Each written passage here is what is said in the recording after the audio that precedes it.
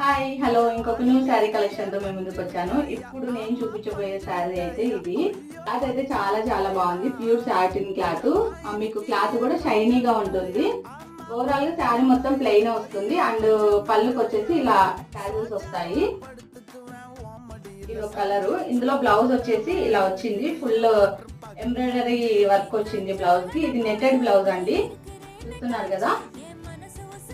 హెవీగా వర్క్ వచ్చింది బ్లౌజ్ కి.